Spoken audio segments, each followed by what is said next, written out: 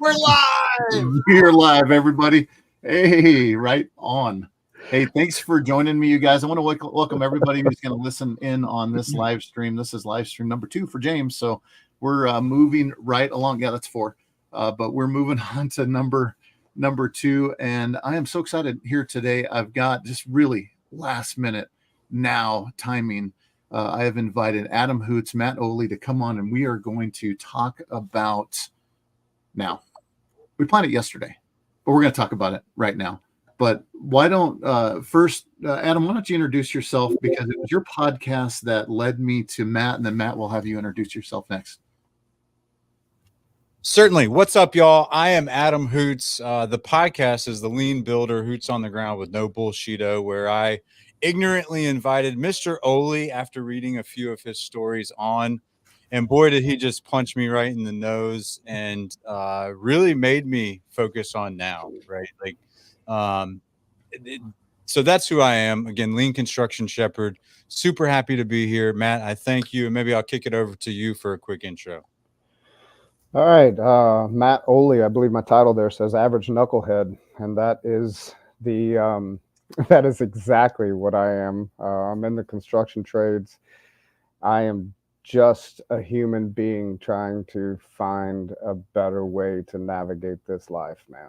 That is the honest truth right there. And I am super excited that anything I have to say is of value to other people, and specifically that this book, The Power of Now, has been helpful for people, because it's been nothing less of paradigm shifting for me. Well, and exactly, because you talked about how you've listened, and I do the same thing. You're on what, 5-6 times you've kind of rolled through it on the audiobook? Yeah. Oh, yeah. Oh, I don't even know how many, like those first couple chapters, I'm in the dozen or better. Because that introduction in that first chapter on the audio gets me every time. If I got to get recentered, man, I'm click it on. Fantastic. Well, let's talk to everybody who's coming on right now. Introduce yourself, say something in the chat. We don't know if you're there until you say something. We got Renee. Thanks for jumping in there, Renee. And thanks for following me on TikTok. I see you liking my stuff I put out there. But we also help edit those podcasts, James. He is his design genius is next level, next planet. It's unbelievable. Oh, I've seen it. I've seen that progression. It's been amazing watching the edits that he's done for Jesse's TikToks. He's like, man, I mean, now mine look like they're homemade, which they are. But let's so introduce yourself in the chat. Let's find out more. But what brought us here today, I think that's one of the most important things, is the whole idea of impact. That is my word for this year. Or what are things that create impact and growth? And this one fits right in it. And there would typically have been a time where I would have just taken my time. Like, we would have to plan this out. We would have had a couple of meetings, and I would have created some curriculum, and we can make sure that we're covering all the points and topics. But right now, what we are seeing is this movement. Matt's called it out. He feels it's stacking. We're going to talk a little bit about that when we get into what we are going to understand is the now. Now, as part of this podcast, is listen to Adam's podcast. Hey, boots on the ground. Matt, you're a construction guy, and you get the general, typically, I'm on the job, and I deal with this knucklehead, and I deal with this other knucklehead, and you got all that going on the job site. And then somewhere out of nowhere, Matt throws in this, oh, hey, do you mind if I throw this in here? And he talks about The Power of One by Eckhart Tolle. Never heard of it in my life. And he just kind of tossed it out. And Adam, great facilitator. He's like, go for it. I got you, babe. Just keep going.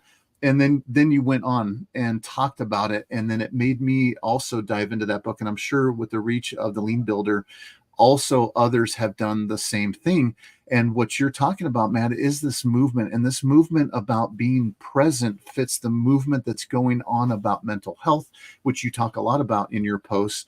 All of these things are starting to jive and come together. So really at that point, so I'm taking a point of your podcast with the Lean Builder. Tell us what your take is, and how, first tell us how you discovered the power of now, and then also tell us a little bit about what it means to you. What is the power of now? Man, oh man, right out the jump here, huh? Okay. All right. Dude, I was going through some dark times. in my life. And I, without getting too too personal, which I don't mind being vulnerable and personal, I think that's pretty clear. But uh, I was going through some very dark times, and I'll be honest with you, I don't know how I stumbled across the book itself. I think I was looking at for like some self-help books or anything on Amazon. I think my memory is not the greatest, but all I know is this that book had a, can I say shit ton on here, or do we keep that low key? Okay, Oh yeah, sorry. you just My did. apologies. It's Sorry. out there now. Keep going. Sorry, man. It had a bunch of great reviews, and I'm like, cool, let's check this out. And I actually got the Kindle book to begin with, and then I ended up getting the audio, which I highly recommend because Eckhart reads it, and oh, his voice. Anyway, I start reading through this, and that first chapter, the introduction in the first chapter, but that first chapter is entitled "You Are Not Your Mind." And that hit me. You know, there are some things where seeds are planted over time and then they grow in a person's life. And then there are some things that just hit you like a ton of bricks, you know.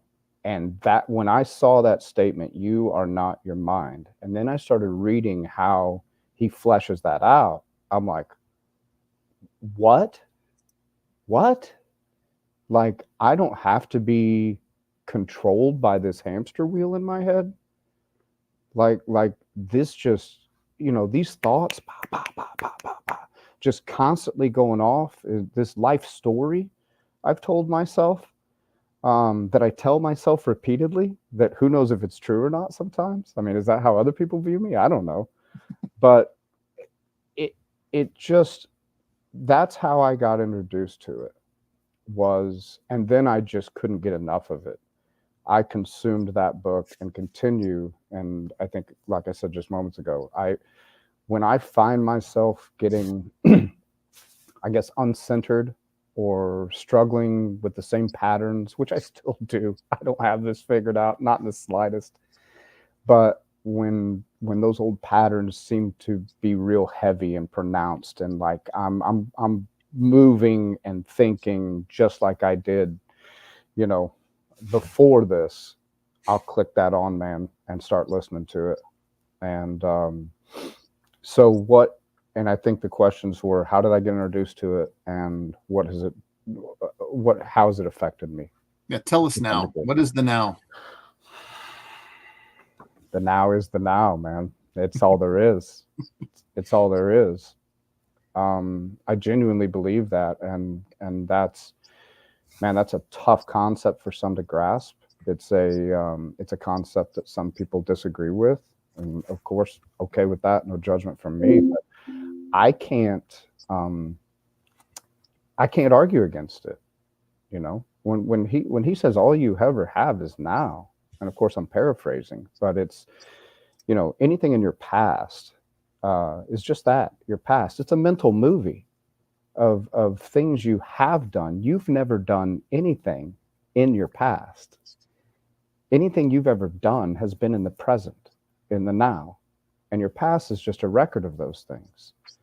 And the future is yet uncertain. I mean, until we figure out time travel, folks, all you have is this very present moment. And that's accurate for here too, and for the people watching and who will watch. I mean, where you are, that's where you're at. Like it's now. And he talks about the eternal now, that you are living in the eternal now. It's just one now after the other. right. And that has really just revolutionized how I approach all of life. Last night, my 20-year-old's got a dance party going on with the 5-year-old and her neighbor friend who's 5. They live at each other's houses. We just take these 5-year-olds back and forth. And I'm trying to do a few things that I needed to do, write some stuff and some different things I had going on. And I hear this dance party going on and them having fun. And I went, no, I'm done. Shut the computer. go sit out there with them, smile at the girls, clap them on. Hey, man, y'all are killing it. You know, just Dance? I didn't dance. Oh, I do. I do I'm dance. kidding. I do dance, but I didn't. Not last night. But being present. So that's just one application of this, right? And I think it's applicable to all of life. But I'm like, why am I doing all this? My 5-year-olds and my 20-year-old are out there having a great this now. That's where I need to be. That's and be present. So yeah. Well, thanks, Matt. And we'll have a tie into exactly how this affects our communication, because I think this is as much of a foundation to being a good communicator as it is also being a good foundation to living a good life. And so that whole idea of being in the now, all we have is the now. Those words seem simple, but it's going to connect with some people. And some people, it's like, oh yeah, I've heard it before. Because I've heard that, be present. I've heard that before, like more than once, but it didn't connect with me until you shared that whole concept, just like you did. And I tried to explain that to somebody at work. I was kind of telling them, hey, kind of what's going on. And I didn't do it as well as you did. You do a great job of explaining it. Maybe I need to listen to the book one more time. But Adam, you and I just kind of out of nowhere, I said, hey, let's do a live stream. I think I want to invite Matt on it as well too. And you're like, nah, I don't know about that. Because it had a profound effect on you. And that's why we're talking about it now, because we're all growing right now on this podcast, and it had a profound effect on you. And I think you're still working through that. I know I am. Like I think you're farther into it than I am, because at this point, I'm like, hey, this is a great idea. Like, tell us how it has had a profound effect on you. Okay. Thank you, James, for that awesome question, which is supposed to lead me down a vulnerability train that Jesse is chugging along on here. Thanks. Great question, James. Let me just, yeah. So I believe that most humans never get to what Matt just described. I love like the past are a bunch of previous nows, and the future are a bunch of next nows, and the only thing that you can do is control that moment. I think knowing and understanding that I'm not my mind is something special, because my mind, wow, goes in a lot of different directions, which causes me to not go in any of those directions. I believe the other thing that hit me really, really strong is like just accepting what is now, right? Like that acceptance piece of this. I'm thrilled to say that you think I'm a lot further along, James. I hate to break it to you that is not a good perception of reality of the now. And so I have started experimenting, and I will tell you, and I'm going to keep this relatively high level, knowing that the audience is millions and millions of people because of the awesome Uncommon Communicator podcast. I tried this last weekend, and I'm in construction, and I do a lot of working, and I've done pretty well in the construction field, right? Like I feel like I've got good systems, good feedback, good reinforcing and balancing loops that really help me to be successful in construction. But like so many of us, then I come home and I don't have those systems. I don't have that feedback. I don't have the balancing and reinforcing loops. And so I decided, well, I'm just going to try something different, right? I'm going to experiment last weekend and forced myself to be in the power of now, or to be in the now all weekend. And boy, was it powerful, right? Like in one weekend, I felt relationships change. I felt people more open. I felt, I just like people wanted to be around when I was living there. And that was really, really special. And I've talked about this before, possibly on the podcast. Like, I have designed my life such that I'm getting the results that I'm getting. If I don't like some of those results that I'm getting, then I need to redesign or change some things. And the only way that you can change things is in the now, right? Like you can't change the future unless you live in the now, and you can't change the past whatsoever. And so to be present in the moment, I think what it does, and again, for me anyway, and you mentioned earlier, this is like the key to being a good communicator. Yeah, absolutely, 100%. Because when you're here in the present, in the now, it forces you to listen, right? Like now I'm listening, and boom, there's a thought gone. Kick it, boot it out the door, right? What is happening right now in this moment, and how can it be effective? So the impact on me has been amazing, Matt, and I greatly thank you for that. I hate you, Jesse. So, yeah. The, let me just say this, right? You can't open up and be vulnerable if you are not now. So let's scuba dive a little bit here, James. How has this book impacted you? Let's see. Thank you for the handoff. I will grab the football. Maybe I can water ski as well too. I think that I can. This reminds me when I had Lance Furiyama on, and he turned the tables on me as well too. It's like, no, I'm facilitating here. Okay, I accept that. You feel free to deflect that and hammer me again. No, I'm good. And I'll jump. We have Adam for a short period of time because he has family commitments. So we're going to draw every bit of vulnerability out of Adam that we possibly can. I do want to. There is a comment for you in the chat. I just lost it. Let's see. Here it is. Good morning, Hoots, Lean Mean Kidney Machine from Jeffrey Smith.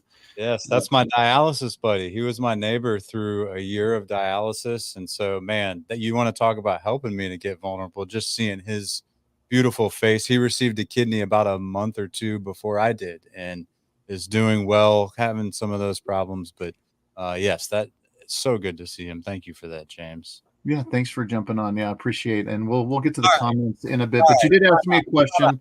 Nope, time out. Okay. His comment right there, right? Time to listen to that. Here, you want vulnerability?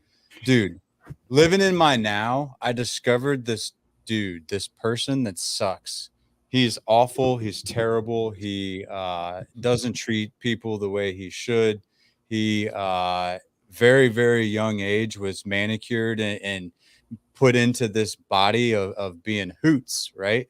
Like Hoots is this dude. He's the athlete. He's the guy. Like nobody can be on that level. And that's what everybody, look, Jeff Smith just called me Hoots, right? And it's easy to remember, but guess what? There's this dude, Adam, that preceded Hoots. And Adam Hoots is like a super special, caring people person who wants to make the world better, not just in construction, but at home. And so the power of now has really helped me to find Adam and put him more in the limelight, because this Hoots guy, yeah, he's great to a lot of people and people love that guy. But guess what? He sucks at being a husband. He's a terrible husband. And for those of you that didn't know that, yeah, I suck. I suck currently at being a husband, but being in the now and understanding the power of being in the now, I have been a better husband since Matt Ohley's podcast. And so you want to be vulnerable and transparent. That's what I'm talking about. Like Hoots sucks. Adam Hoots is pretty phenomenal. So anything you two can help me to remember Adam Hoots would be very much appreciated. Right. And I don't want to get rid of Hoots because he's a good dude. Right. That's the dude in the hat all the time and the jacket and the like getting construction folks energized. But when we come home, I need to be Adam Hoots, right? Adam's that dude at the house that is open and vulnerable. And yeah, at 2 years old, my twins and I and my wife all dancing on a bed on the floor. We used to have dance parties, man. I can't tell you how long it's been since we had a dance party. So thank you, Steve Martin. I appreciate you putting that word out there and then Jeff Smith, man, like all love to you, my brother. Like seeing you made me do that. Thank you. All right. Yes. Thank you for drawing that out, Adam. Bringing the vulnerability with power. See that? Vulnerability comes with power. It's not a weakness. It is a strength. And I'm saying that to myself. I'm trying to listen to it myself. But thanks for bringing it out in such a strong way. And you did call me out, and I'm not going to water ski. I'm not going to skate through this. I'm not going to let it happen either. And I will tell you, how has it impacted me as I've looked back on my life. And this is why it was such a huge connection for me, is just that I don't actually know your guys' game with this water ski of it. But the principle is I have always lived in the past. I had mentioned, like, I'll cringe about something that I said in junior high school. Still to this day, it's like, oh, I wish I had done that differently. That is living in the past. And then for a good portion of my life, I have spent anxious about the future, like always wanting to progress and get better. I think I've always been this self-developer to some degree, wanting to improve myself, but there was never a happiness in the now. And narrowing it all down to what Matt is talking about, specifically about being in the now. And he's going to go into some practices that he does that also tie into what Tony Robbins does as well too. We just found out, we're stacking on top of that. But in looking at myself, I've always had this anxiousness about the future, where there's been so many times I've been hanging with my kids, not there. Mm. So when you ask, like, how has that affected me? I have not been there for my wife, for my kids. I have not been there in the now, because I was living in the past, thinking about what happened during my day. And I would not take work home either. So I'd come home, we'd play Legos, we'd play Littlest Pet Shop, we would do all those things, but I wasn't there. Like, I wasn't talking about work, I wasn't dragging it with them, but I wasn't always there. And it's the same with my wife as well. And I looked at it throughout the course of my life. Like, this has been a couple of years, right? I'm not a young guy, where I have not lived in that moment and embraced that moment for everything that it is. And when you said those words, Matt, all we have is the now. I'm like, everything happens now. Like, everything happens right in the now. One of the things that Eckhart Tolle says as well too is, what problem do you have right now to solve? What are you solving right now? I'm like, what do you mean? It's like, I'm solving problems that are going to be coming up in the future. I'm worrying about ones that we had. What are you solving right this second? Which is a great time when he's sitting there talking about how, I'm listening to the book. Like, what problem do I have to solve? Well, I'm driving, maybe trying not to get run off the road, but it's such a great point of being in the now is such a huge reliever of the stresses of life. So yes, hopefully you will have Jesse chime in, see if I didn't do any water skiing with that one right there. Unless you spilled your guts, you're water skiing. And there's a couple of comments, Miss Patty. So just to clarify, what is water skiing? So water skiing is when you ask somebody a question and they give you just enough information to shut you up and move forward. But if you're truly living in the now, in the present, and you're hanging on every single word, specifically that James just said, there will be a next question that will help James maybe kick the skis off and start barefoot skiing. And then maybe, just maybe, will James, if we ask the right question in the now, he might dive in a little bit. And before you know it, you continue to ask those right questions, and James is scuba diving. So, Matt, do you have any other questions for James based on what he just told us? This is awesome, man. This is awesome. Yeah. So you weren't always present, and man, how much do I identify with that? I mean, absolutely. Thinking through conversations of the day, and let me set up the question here, right? Thinking through the conversations of the day, wishing you'd have said something different, whatever, wishing you'd have made a different decision, how you're going to rectify that tomorrow, all this kind of stuff going on while you're sitting with your wife and kids. And it's the phrase that I heard time and time again from my wife: you're here, but you're not here. Mm-hmm. And so what do you do when you think about that? I'm gonna deep dive you a little bit. What do you do when you think about that? Like, how does that make you feel, that you feel like that's how you operated for the majority of your life? That's a great question, Matt, and thank you for throwing me into the scuba gear. Now, I'm gonna say this, like knowing that and he's out. See that? I knew he was going to be checking out here, but that's exactly the point of the now. Like, how do I feel about that? How have I felt like that for 54 years? Terrible. Knowing that I'm not there. But guess what? That is not important in the now. Yeah, isn't there? There's some emoji That's like it. is that That's it. right? And so and I did. Now here's the whole thing, and I'm a big reflector. I do reflect on a lot of things. I had to think about that for a minute because you have to process it. But am I going to let that get me down? Not one bit. Because you know what I have right now? I've got 2 grown kids. I've got my wife sitting in the other room. And what do I have right now? I have right now.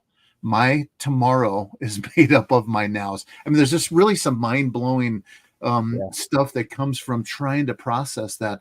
But it doesn't matter, because what I'm in right now is the most important moment that I can be in. So that's how that makes me feel. And that makes me, I think, stronger for that. And actually here's the whole thing.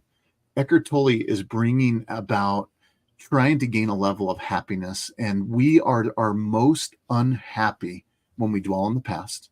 But we're also, especially as superintendents, especially as construction folks, and this does not discount, I would love some debate on the idea of planning for construction, because we have to plan. Like, our people don't plan. There's too many people, I'll be honest with you, that are in the now. They show up, it's like, what are you here for? I'm here for work. What do you want?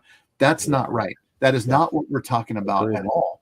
But in being in the now, talking about being in the now is something that's what we have for us right now. And we cannot, that's where happiness resides, is not worrying about the past and not worrying about things in the future, problems. Because I know people that worry about stuff that isn't going to happen, may never happen, might happen, but they worry about those things at such a level that they are almost handcuffed by it.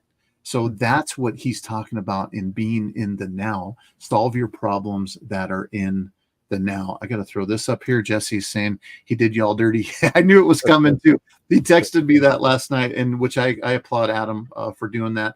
He had made a commitment to his wife. They're going to church, and I'm like, dude, that's the most important commitment that you can make. And I said, but it's kind of bad timing after I planned this thing. But no, it's he didn't do us all. Can I jump in there a little bit, man? Because I love the response, man, and it's exactly the response. Because what happens, so this is where we talk mental health stuff, and I can only speak from my experience, right? But when these changes start taking place, when you start getting real about, Adam talked about who is Adam Hoots, not just Hoots, but who's Adam Hoots. When you start sitting with yourself and getting real about who you are, and maybe how you've acted and with other people, and as you just mentioned, not being present. And then I asked that question, what's a bit of a leading question, and man, I yes, that's the same way, because once you start doing that, there's shame, right? That there is a sense of shame that comes, and that I have not treated people the way I needed to. In what Adam was saying, in what you were saying, certainly I got numerous examples from my own life, especially at home, where I was not the present husband, father I should have been. And then so here comes the shame. And Brene Brown, which I'm a huge fan of, Brene Brown's work, emotional researcher out of Austin, Texas, for anybody that doesn't know. She says the antidote to shame is empathy. And I think that ties in too with this power of now, because as you stated, and that's the same application I try to do, is that what can I do to change those past behaviors right now? Nothing. It doesn't mean I'm not culpable for them. It doesn't mean that I don't owe amends for those in whatever way that I can. What it does mean, though, is that all I have is now. And I can show myself empathy now and go, you messed up, man. You messed up, but you don't have to mess up anymore. And now I have this present moment and now I can be. I feel like we're going to say now a lot in this podcast. We have. But like that's where the changes are made, man. And you talked about it too. You know, how do you plan for the future, and whether that's in home, whether that's at home, whether that's in your trajectory throughout your career, whether it's the career itself, you know, as in construction, we have to plan. You know, man, and it's funny how little seeds have been planted along the way for me. I was seeing a therapist sometime, I would say mid late 20s. And I remember one of the things that he helped me with as I was struggling with with just life in general is he said, ask yourself the question when your mind is going off on all these things, ask yourself the question, what can you do about this right now? Like, and this seed was planted 20 years ago or better. And it always kind of stuck with me, but I don't know that I really understood, or at least understand how I do now, how that can be applied. And there's been several things along the path that now that I've been introduced to this book and the concepts in this book and other books that really, that this thread of presence runs through, right? Now that I've been introduced to these things, there's all sorts of stuff that I remember picking up along the way that resonated with me that are now coming together. You know, I believe you posted a quote by Seneca. Mm-hmm. One of my favorite quotes just of all time is by Seneca. And he says, the fool, besides his other faults, has this: he is always getting ready to live.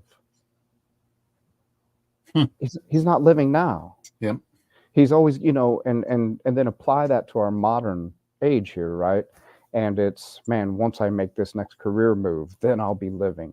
You know, once I get this next promotion, or once I'm able to purchase this house I want to, or once I have a certain amount in my bank account, or, you know, there's this, and there's always this striving to get to a certain place where you'll be living, where you'll have it.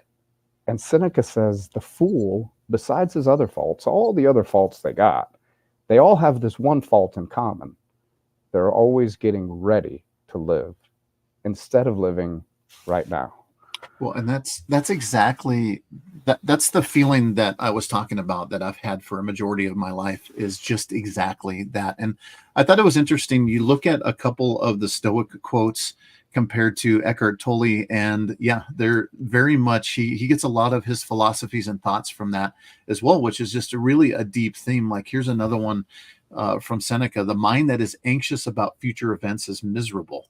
Like, Seneca hits a lot on that. Like, don't get caught up in the now, that type of things. And then another one is, we suffer more in imagination than in reality. That's another huge Seneca quote that fits right into exactly what Eckhart Tolle is saying in the now.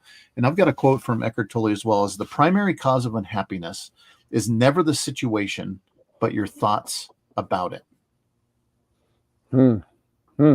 And it's really, when you realize that, and that's one reason that, and I've recently have delved into a lot of these Stoic philosophies, because they really fit in line with what I needed, and also fit in line with, you know, what I believe and what I think and how I operate. So those things have really been kind of some guiding principles on the outside for me. And then these quotes, you know, from this philosophy have narrowed my focus down to be able to, I think, have a little bit more control over myself, realizing that I don't have control over the situations that I have. And this is a famous quote from Mr. Jesse Hernandez, is that control is an illusion. And at best, you can, how's that? Yeah, control is an illusion. At best, you can influence. And with that idea, and that fits right along these philosophies as well too, is that control is, it's an illusion to think that you can control it. But then on the one step further than that is, why let your circumstances control you? Because if you look at that, it's everything that happens in your mind. And thank you to Matt Ohley for funneling this all together in, it all happens in the now. So those are just some thoughts that are, we talked about stacking a little bit earlier before we had jumped on this. You just like, things are stacking together. I don't know what's going on. There's a movement. Yes, There is an absolute movement, and these things do stack. And Jesse also uses the words, the whispers, and this is what generated this live stream today. Is for me have been these things that I've talked about. You know, you need to be more present, and it started before your podcast, and I can't even piece all of it together. The podcast you had with Adam Hoots, and it happened after, and so all of these things start stacking, saying, "Hold on, you know, we need to talk about it while it's fresh." So we do have some incredible chats. This is all new for running the controls for me. Maybe when I'm fancy like Jesse, I can get somebody to run the controls, or maybe you're teaching me, man. You're teaching me. I've never been in here, so I'm watching and learning from you. Well, so, and we're gonna have to go back because there's a ton of comments. So we've got a lot of stuff rolling in here. It looks like I'm only seeing LinkedIn comments, so this is all new for me. I gotta jump in. I don't know James Campasiano. Do you know him? I love this because he's quoted Sammy Hagar. Like, bring it, James. Like, how did you know how old I am? Sammy Hagar said it best: one step ahead, one step behind me. Now you got to run to get even. Make future plans or dream about yesterday. Hey, come on, turn this thing around. I love it. Thanks for that, James. Love it. Make sure we connect. I don't know if we're connected or not, but we definitely need to. Mr. Jesse Hernandez says someday and tomorrow never come. I mean, that's what we're talking about, right? Yeah. Yeah. So I do want to go back. There was a comment in the back that I want to make sure. Let's talk about Miss Patty Stevens. And do not be focused on what you plan to say next as a manager. Very important. This goes to the communication side that we're going to talk about. Instead, focus on what you are hearing and invest yourself in what that person is saying to you. And I'm sure this math plays out. It'll pay off tenfold. Thanks, Patty. And that's the one reason that all things tie to communications. That's why, follow the Uncommon Communicator podcast, because everything ties to communication. Our lean construction communication, our issues on the field. I always use this number: 95% of all of our problems in the field are because of communication, and the other 5% is because people are lying about the communication. So it's 100% of the time that we have. But yes, it's about being focused in the now and actually listening. And I think that's the key that really connected me with this as well, too, tied to this podcast, is the fact that to really listen, you have to be in the now. I have to be listening to you. And how many times we hear it, we talk about it. I've done it many, many times. Somebody's talking. I'm having a hard time here because I'm looking at all this, looking at all these chat that's going on while Matt's talking, and I'm not listening, because if we don't listen and we're planning what we're going to say next, and now I would say I'm almost offended by it. Like, I know when I'm talking to somebody and then they're thinking about it and they're not listening, yeah. I'll call it out. It's like, hey, you didn't hear what I said, did you? You have to. We have to put a stop to that. There is, let's see, there's a couple other here. Alana Sparrow, let's make sure we connect. I don't think we're connected on LinkedIn as well. This moment is all we have. A moment ago is gone forever. A moment from now will never be. I'm Alana. Hey, no, New York, Florida, and wow, you're all over the place. You've read Power of Now a few times, and when it came out in the 90s, Eckert is incredible. So thanks for joining us, Alana. You're right, and that's the whole thing. A moment ago is gone forever. That's just mind-blowing to think, like, what we just talked about 38 minutes ago is gone forever, although now recorded and on LinkedIn and available on YouTube. Subscribe and follow my YouTube channel.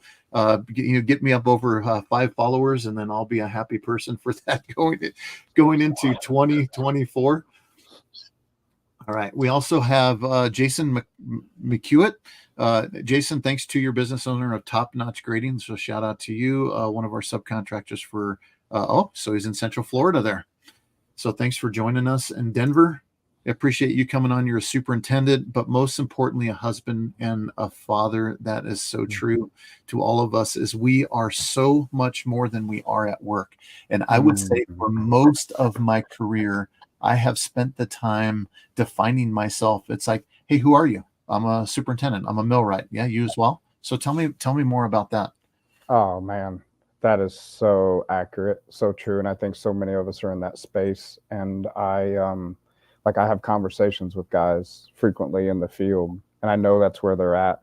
And when opportunity provides, I try to steer them in another direction. But that is how we define ourselves so much. if you would have asked me the question, and I think I said this on Hoots' podcast, but I repeat a lot of stuff. That's how humans learn, repetition, right? you know, uh, if you'd have asked me who I was, matter of fact, and I noticed this when I re-listened to the podcast with Hoots when it finally came out. His first question to me was, "Tell me a little bit about Matt Ohley." Yeah. And you know what I did? I Mhm. went into my construction career.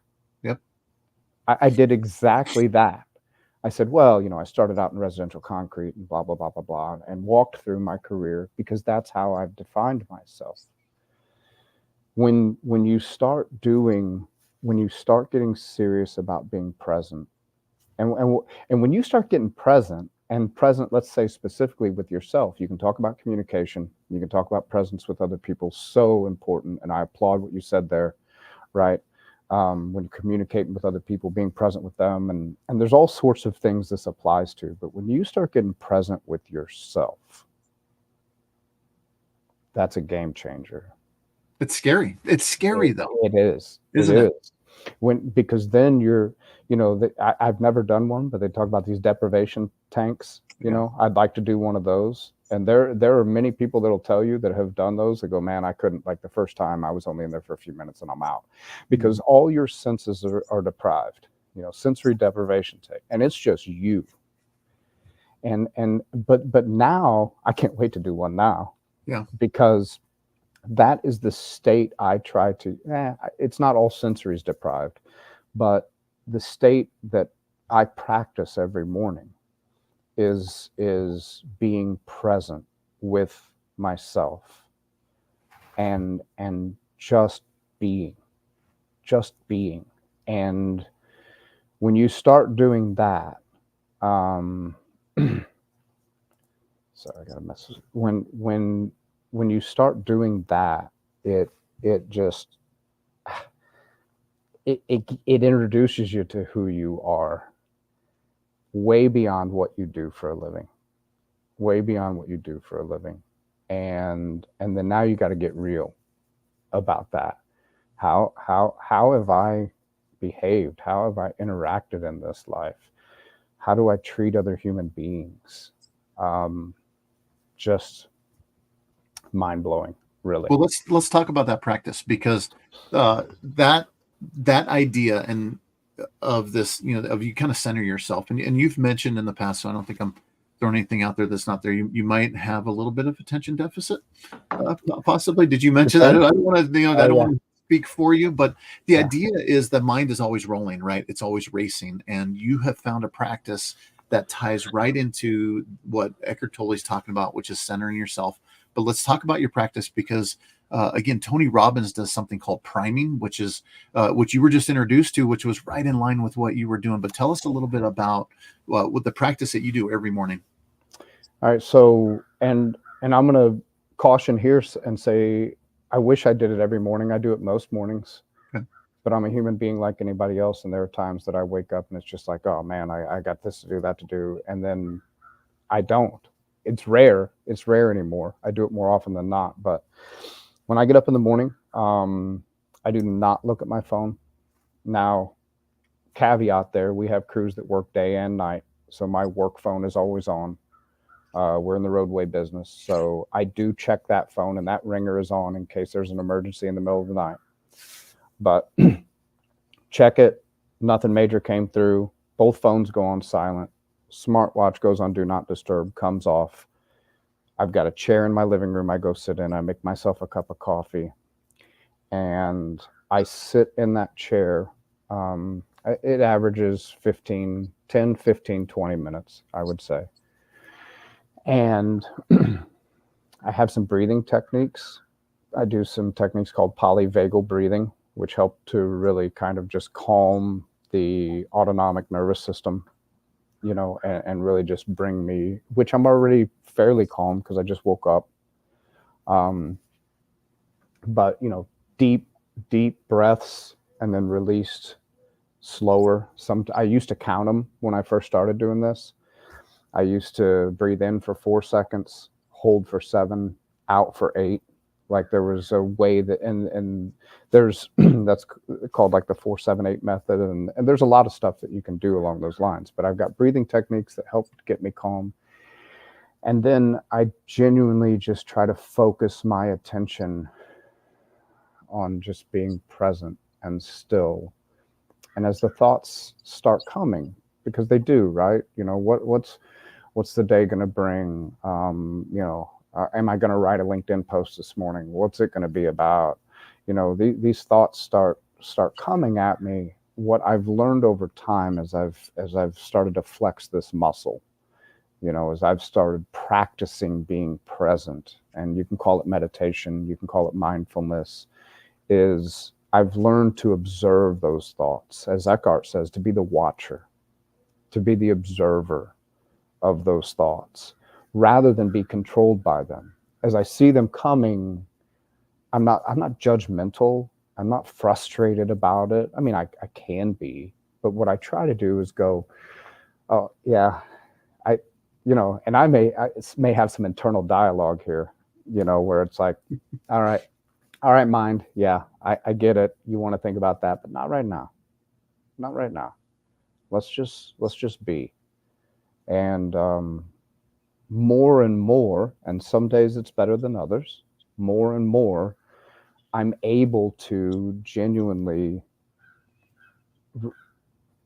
arrive at that place that, and Tolley talks about this, and it's a term from Eastern say philosophy, is enter that space of no mind, where I'm just being. And that sets a tone then for the rest of my day, my life, and gives me the ability to be more present. Because it's just like if you're going to the gym and working certain muscle groups, you know, you get better over time, right? Those you do those things, those repetitions, and you get better at your form, and you get muscle growth. It's the same with this for me. The way I see it is, the more I practice being present with myself in the morning, the better I am at being present then throughout the day in whatever aspect. You're priming yourself, which you're getting yourself ready for the rest of the day. And that's what Adam kind of just gave a little bit of an inkling on, that he's been doing that. And that's why he is farther ahead than me. I haven't done this because I tend to get up and, you know, I'm like the cheetah, you know, the cheetah's like, all right, let's go get the day. You know, there's a saying that says, you know, you want to be you either want to be I think it's a lion, or you want to be an antelope. Either way. So the lion gets up every morning and he says, I need to eat today. So he gets up running and he's chasing after food. And then the antelope gets up every morning and says, I need to outrun the fastest lion today to be alive. So either way, be the lion or the antelope. But anyways, it's that point where I want to take that time, and I really applaud you for that. Whether it's every day or not, it's probably every day that you need it. And when you do that, I think there's a lot of value to that. And that's something I think for our listeners to take in and really understand, that this is a practice that's needed in our society now. When you say there's a movement, and I pulled up Miss Patty Stevens' quote there, being mentally and physically present in the moment is so very challenging in our social media centric, digital device focused world. Unplug, be present. This happens only once. Thanks, Patty. And those are deep thoughts, because that's exactly in line with what is going, like, very much distracted. You know, I'm on LinkedIn, I'm on TikTok, I'm on Instagram, you know, all of these, Facebook, barely. I mean, my age dictates that I should be on Facebook, but all of these things take and distract our time from what is being and happening in the now. And it's so hard for us. And so I think to have this as a practice going into 2024, to really take those 5 minutes, I definitely want to do that hyperbaric chamber, or that sensor. I want to do that now that we've talked about it. I've been in a room. It was on a project 30 years ago at who's the copier company, Xerox. They had a room that had these cones. It was like a super silent room, like no sound escaped this room. It had these kind of big black, you know, foam combs in there, and you walk in there and you can practically hear the blood flowing through your brain, because it's so incredibly silent in there. And there are people that have gone through those type of sensory things where it can almost drive the mind nuts. But what we find in our world today is there's always something going on in the background. And to find that time to just be quiet and focused, especially in the morning, to reflect that. I know Jesse has had a lot of conversations about how he journals. Journaling is how he gets those, thoughts down. He does those first thing in the morning, I believe. Jesse, you can throw that into the chat and let us know for sure. But that is something that those practices are very similar to what you're talking about. It's about focusing your mind and your thoughts and getting ready for that day that is coming. So thanks, Miss Patty, for sharing that. Let's see. We got Denver Waters. Morning routine is a discipline I'm trying to turn into a habit this year. Good for you, Denver. So far, it's already paying off. So that's one of the things. Yeah, good for you. But one of the things for me has always been consistency. Like I've enjoyed spouts of journaling, and then I stop, and then I go back to it. To me, it's a bit of a chore. And, because I don't want to say I journal on the job, but I do. I'm writing daily reports on the job as well. But whenever I've done it, that's when I've been my most creative. So it's about that consistency, building that habit and continuing to do that. And I like this, Sarah. I just did drum and chat meditation. I'd love to know about that. I love when I can meditate in the morning, makes it a beautiful day. So I'd love to learn more about this drum and chat meditation. May have meant chant, maybe chat, but chant. Oh, okay. That's gonna be my guess. That's what we do on this podcast. We're going to decipher communications. I'm the worst. I'm the guy that I can't spell thanks or great on an email. It's always to Hanks or Gergat. I mean, it's just, I'm hope, for being a communicator, I'm glad that, we have programs that spell check for us, that tell me when I get that wrong. Yes, Chant. So thank you so much for that. So, we're getting down. We got about 9 minutes left. So let's do a little bit of a wrap up on where we're at. And if any more comments pop up, I think there's a couple that I think I haven't focused on. Craig, again, I heard once yesterday is history, tomorrow is a mystery, and today is a gift. And that's why it's called the present. Wow, that's amazing. Wow. So I got to throw that one. Hey, you guys are nailing it. Be present. All right.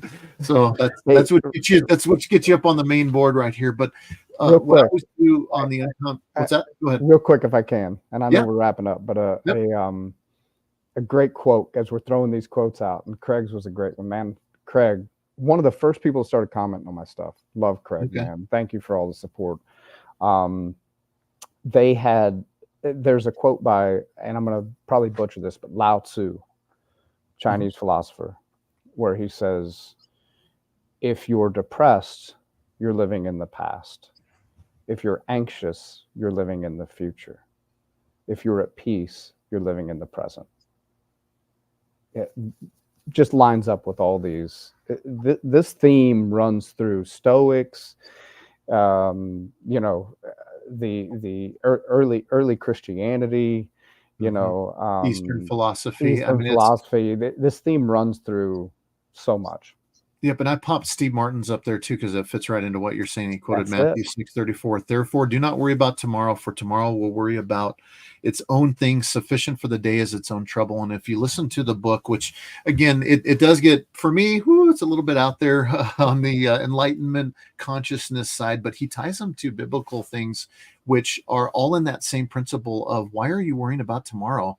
Worry about, the things that are in today. And there's a couple of other quotes that he gets in there that talk about, you need to be in the now. The kingdom of God is now.